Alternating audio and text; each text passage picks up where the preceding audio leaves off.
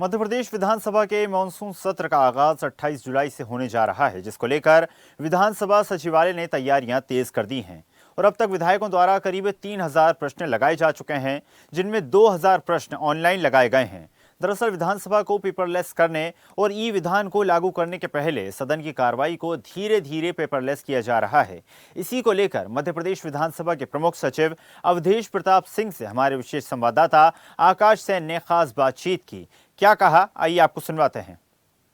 मध्य प्रदेश विधानसभा के मानसून सत्र का आगाज 28 जुलाई से होना है और इसको लेकर विधानसभा सचिवालय में तैयारियां भी शुरू हो गई हैं। किस तरीके से तैयारियां की जा रही हैं और क्योंकि विधानसभा की कार्रवाई धीरे धीरे अब डिजिटलाइज्ड की जा रही है, तो किस तरीके से विधायक क्वेश्चंस लगा रहे हैं ऑनलाइन, इन तमाम जानकारियों पर बात करने के लिए हमारे साथ मध्य प्रदेश विधानसभा के प्रमुख सचिव AP सिंह सर हैं। सर, स्वदेश न्यूज़ में बहुत बहुत स्वागत है आपका।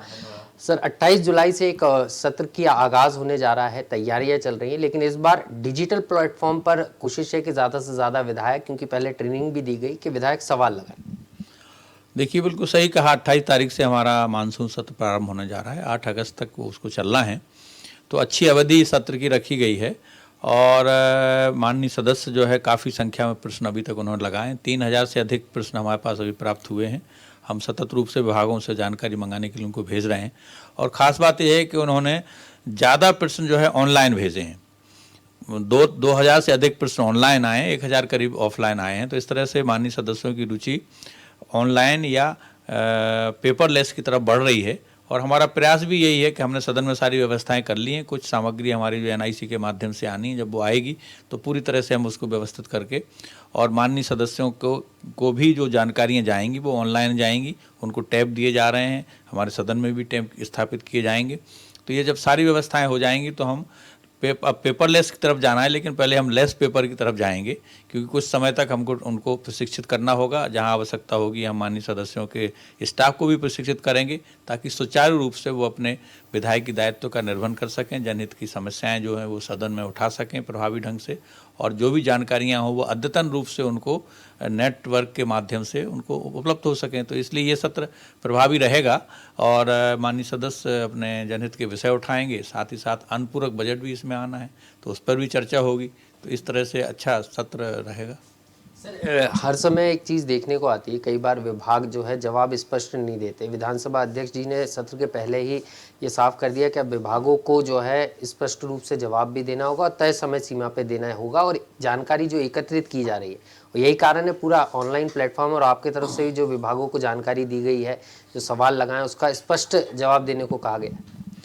बिल्कुल, देखिए ये जो हमारा विधानसभा का फोरम है ही वो जानकारी के आधार पर चर्चा करने का फोरम है।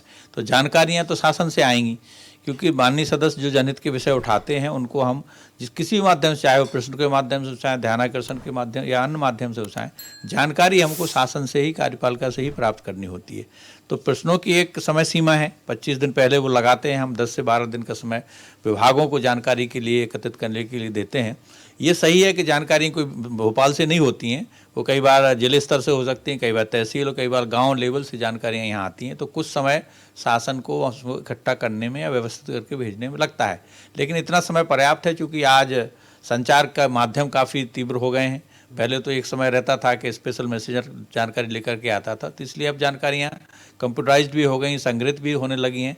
तो हमारी अपेक्षा यही रहती है कि शासन से जानकारियाँ समय पर यहाँ आएँ और विधायकों को हम उपलब्ध कराएं, उसके आधार पर वो अपनी बात सदन में रख सकें। यही माननीय अध्यक्ष ने भी आसंदी से अपनी व्यवस्था दी हुई है। तो शासन के काफ़ी विभाग इसका पालन भी करते हैं, लेकिन जो नहीं कर रहे हैं उनसे हमारा अनुरोध है कि वो तत्परता से जानकारियाँ सदन में उपलब्ध कराएंगे, तो माननीय सदस्य भी उसका सही ढंग से उपयोग कर सकेंगे और ये शासन के ही हित में होता है।